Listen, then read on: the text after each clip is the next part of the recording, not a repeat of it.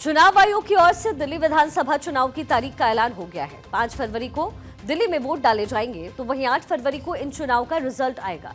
UPA और इसके साथ ही धाकड़ यूपीएससी के जो धाकड़ टीचर हैं और युवाओं को के बीच खासे फेमस हैं अवध ओझा, जिन्होंने दिल्ली विधानसभा चुनाव से अपनी राजनीतिक पारी की शुरुआत करने का फैसला लिया। आम आदमी पार्टी का दामन थाम चुके यूपीएससी गुरु अवध ओझा अगले महीने होने वाले विधानसभा चुनाव में दिल्ली की पटपरगंज विधानसभा सीट से मैदान पर उतरे हुए हैं।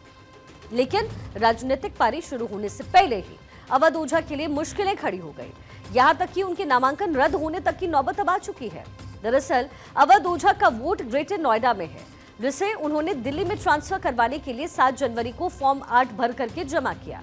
ये वोट ट्रांसफर करवाने के लिए आखिरी तारीख थी, लेकिन इसके बाद दिल्ली सीईओ ने फॉर्म भरने की आखिरी तारीख को 6 जनवरी तक ही सीमित कर दिया। यानी अवध ओझा वोट ट्रांसफर करने के फॉर्म जमा करने की आखिरी तारीख तक फॉर्म नहीं भर पाए। लेकिन शिक्षक से नेता बने आम आदमी पार्टी के उम्मीदवार अवध ओझा के लिए राहत भरी खबर आई है।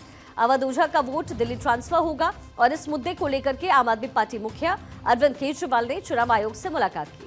इलेक्शन कमीशन से मुलाकात के बाद केजरीवाल ने बताया है कि अवध ओझा पटपरगंज सीट से नामांकन दाखिल करेंगे।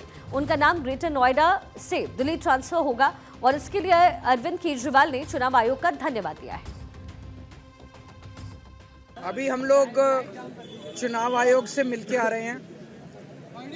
हमने सुबह ही टाइम मांगा था और अभी आने के जस्ट पहले हमारे पास उनका फ़ोन आया और उन्होंने इतने शॉर्ट नोटिस पे हमें मिलने के लिए बुलाया। इसके लिए हम चुनाव आयोग का बहुत बहुत शुक्रिया अदा करना चाहते हैं। एक अच्छी खबर ये है कि चुनाव आयोग ने अवध ओझा जी के नॉमिनेशन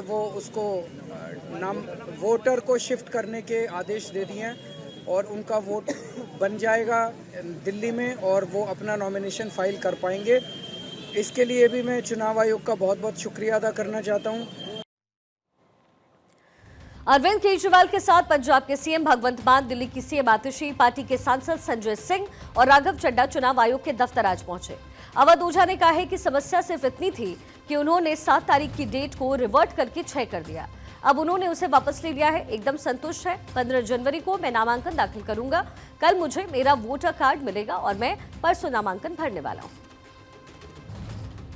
बस मैं ये कह रहा हूँ, मैं इलेक्शन कमीशन को थैंक यू बोलना चाहता हूँ कि उन्होंने जो है हमारी बात को सुना है। समस्या सिर्फ इतनी थी कि उन्होंने 7 तारीख की डेट को रिवर्ट कर दिया था, 6 कर दिया था बस, तो उन्होंने उसे वापस ले लिया। संतुष्ट है? एकदम संतुष्ट है, बहुत खुश है। नॉमिनेशन फाइल करेंगे आप? 15 को करेंगे। 15 को करेंगे जी।